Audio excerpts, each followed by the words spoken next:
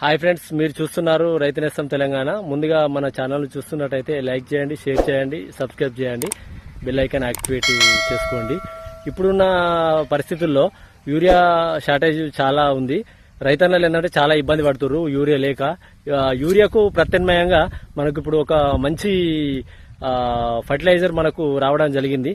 మునారా company నుంచి వెళ్ళి మనకు ఎంటెక్ అనేది రావడం జరిగింది. ఇది 5 kg బ్యాగు. ఇందులో డిఎంపిపి టెక్నాలజీ ఉండడం జరుగుతుంది.